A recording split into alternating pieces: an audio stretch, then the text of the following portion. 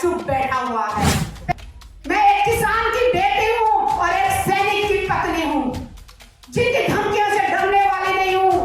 आखिरी सांस तक अन्याय के खिलाफ आवाज उठाती रहूंगी, चाहे देश के किसी भी कोने में अन्याय हो, किसी भी जाति का हो, किसी भी धर्म का हो। मैंने सोचा था कि महिलाएं सिर्फ चार दीवारी के अंदर रहें, इनके घरों में महिलाएं नहीं है तो एक दूसरों की महिलाओं को दबाने की कोशिश कर रहे हैं।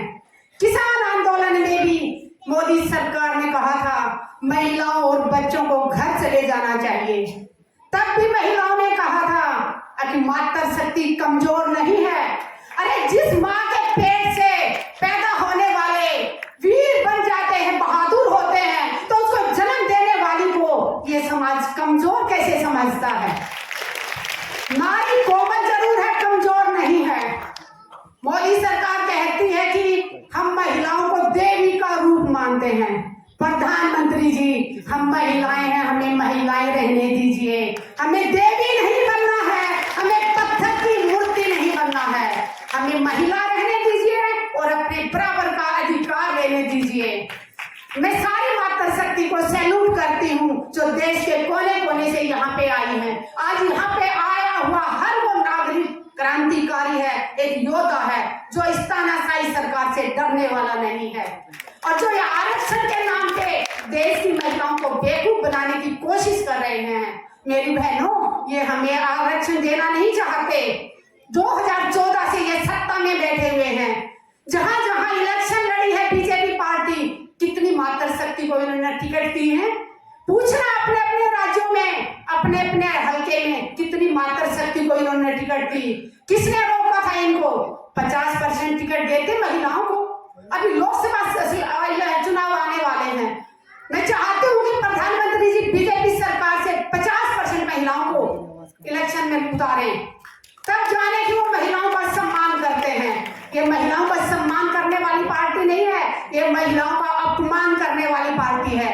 ये वो पार्टी है जो बलात्कारियों को जेल से छुड़ाती है। बिल्किस बानो के आरोपियों को छुड़ाया, उनको लड्डू खिलाए, उनके माला डाली गई। उसी का नतीजा है कि हमारे मणिपुर में हमारी बहनों को नंगा करके घुमाया गया। उसके बाद भी देश का मुखिया चुप बैठा हुआ है। पहलवान बेटियों को घसीटा गया, उसके बाद भी प्रधानमंत्री जी ने चुप्पी नहीं तोड़ी। अभी कुछ दिन पहले उज्जैन में हमारी छोटी सी बच्ची को कैसे रोडों पे नंगी घूम रही थी। अरे हर रोज वो एक अखबारों में आती थी, आज यहाँ चोरी होगी, आज यहाँ हो गई। अभी तो बलात्कार की हर रोज खबरें आ रही हैं, हर रोज। मतलब एक नई बात नहीं लग रही, ऐसी एक आम बात हो गई कि जैसे कोई नया काम नहीं हुआ, ये तो रोज ही का होता आ रहा है। मेरी बहनों, हमें जगना होगा। आज आप यहाँ पे बैठी हो तो सावित्री बाई फुले ने कितना अपमान सहा था हमारे लिए कि हमारी बहनें पढ़ें। उन्होंने कितना अपमान सह के हमारे मातृ शक्ति के लिए आवाज उठाई थी। तो आज हम इधर हजारों की संख्या में बहनें बैठी हैं, और ये हजारों बहनें जब आवाज उठाएंगी तो आने वाले समय में लाखों बहनें ऐसे बैठी होंगी, लाखों बहनें। तो इसलिए मैं यही कहना चाहूंगी, ये सरकार हमेशा जाति धर्म में बांटने की कोशिश करती है। हिंदू मुस्लिम बहुत कर लिया, लोग जागने लगे तो अभी एक नई चीज लेके आ रहे हैं, जातियों में बांटना शुरू किया था। हरियाणा में इन्होंने 36-1 का नारा देके वहां हमारे हरियाणा का सत्यानाश किया था। ये जो बलात्कारी बैठे हैं, हरियाणा का संदीप सिंह, खेल मंत्री संदीप सिंह, खट्टर सरकार उसका साथ दे रही है। और महिला कोच जिसने आरोप लगा था संदीप सिंह पे, उसको दर दर की ठोकरें खा रही है।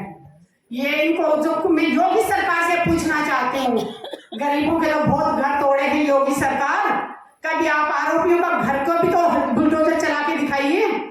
तोड़ दीजिए ब्रिजभूषण का घर, जिसने खिलाड़ी बेटियों का शोषण किया।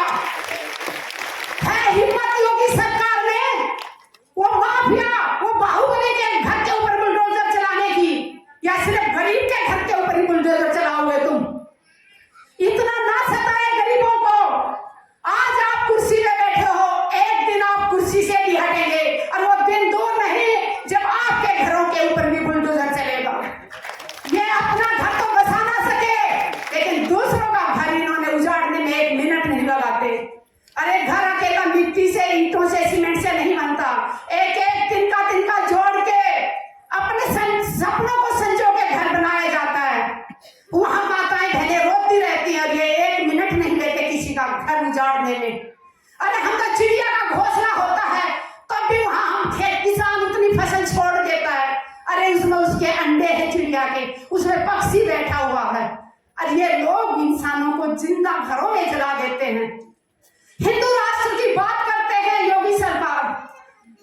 यूपी के अंदर जब हाथरस के अंदर रात को एक बेटी को मिट्टी का तेल डाल के जलाया जाता है। मैं पूछना चाहती हूँ, हिंदू धर्म में तो सूर्यास्त के बाद कोई दाह संस्कार नहीं होता और ये रात को बेटियों को जलाते हैं। जब कोई बेटी आवाज उठाती है तो ये बलात्कार की धमकी देते हैं, कभी जान से मारने की धमकी देते हैं। और जब थाने में जाके कंप्लेंट हम करते हैं तो 14-14 महीने तक हमारी एफआईआर दर्ज नहीं होती। दिल्ली की राजधानी की बात कर रही हूँ, 2017 में जो केस दर्ज किया था हमने, एफआईआर दर्ज हुई थी, 14 महीने बाद एफआईआर दर्ज हुई और 30,000 कोर्ट में आज भी केस चल रहा है। आज तक नहीं ढूंढ पाए उस इंसान को जिसने मुझे बलात्कार की धमकी दी थी। मैं एक किसान की बेटी हूँ और एक सैनिक की पत्नी हूँ, जिनकी धमकियों से डरने वाली नहीं हूँ। आखिरी सांस तक अन्याय के खिलाफ आवाज उठाती रहूंगी, चाहे देश के किसी भी कोने में अन्याय हो, किसी भी जाति का हो, किसी भी धर्म का हो। क्योंकि किसान जब अन्न उगाता है तो वो ये नहीं कहता कि सिर्फ मेरी जाति के लोग ये खाना खाएंगे। किसान का उगाया हुआ अन्न हर इंसान खाता है, चाहे वो किसी भी जाति से आता हो, किसी भी धर्म से आता हो। वैसे ही देश का सैनिक बॉर्डर पे सीना तान के खड़ा होता है तो वो पूरे देश की रक्षा के लिए वह सीना तान के खड़ा है। वो ये नहीं कहता कि मैं एक ही राज्य की रक्षा करूंगा या मैं जिस धर्म से आता हूं मैं उसी की रक्षा करूंगा। ये जाति धर्म सिर्फ और सिर्फ राजनीतिक नेताओं ने जहर घोला है। बनाने वाले ने 2 ही जाति बनाए हैं, स्त्री जाति और पुरुष। तो हमने इनकी बातों में नहीं आना है, एकता बनाए रखनी है। जिस दिन जाति का जहर खत्म हो जाएगा उस दिन हमारा देश सच में विकास करेगा। आपस में मिलकर रहो मेरे भाई बहनों। मैं हाथ जोड़ के विनती करती हूँ, देश की माताओं से विनती करती हूँ, क्योंकि हमारे जो पढ़े लिखे बच्चे हैं वो जाति धर्म पे भरोसा नहीं करते। लेकिन मैं गाँव में देखती हूँ अभी भी वहां पे औरतें, आदमी इतना नहीं करते। आदमी तो कई बार मैंने देखा दारू पीते इकट्ठे बैठ के, वो नहीं देखते कि वो कौन सी जाति का कौन सी धर्म का। लेकिन महिलाएं अब भी कई घरों में जातियों में फर्क करती हैं, भेदभाव करती हैं। उनसे मैं यही अपील करूंगी, अभी जाग जाओ, अभी भी समय है, नहीं तो वो दिन दूर नहीं जब ये सरकार हमें मातृशक्ति को घरों में कैद करना चाहती है। और अभी हम कैद होने वाले नहीं हैं। अगर आज हम नहीं बोले, आज हम चुप रहे तो आने वाले समय में हम बोलने लायक भी नहीं छोड़ेगी ये सरकार। ये नंगी कर करके बेटियों को घुमा रहे हैं, उसके बाद देश का मुखिया चुप है तो हम क्या समझें? ये महिलाओं का साथ नहीं है सरकार, ये अपराधियों के साथ खड़ी है। और आप जो क्रांतिकारी महिलाएं यहाँ पे आई हैं, सच में दिल खुश हो जाता। मेरी बहनें, मैंने देखा आसाम की बहनें बैठी हुई हैं, मेखला पहने हैं तो ड्रेस से पहचान रहे हैं कि कौन बंगाल से आया है, कौन केरला से आया है। बहुत खुशी होती है कि बहनें जाग गई है, तभी तो इतना दूर से चल के यहाँ पे आई हैं। किसान आंदोलन अगर जीता था तो मातृशक्ति के कारण जीता था। मैं ये खुल के कहूंगी, भले पुरुषों को खराब लगे।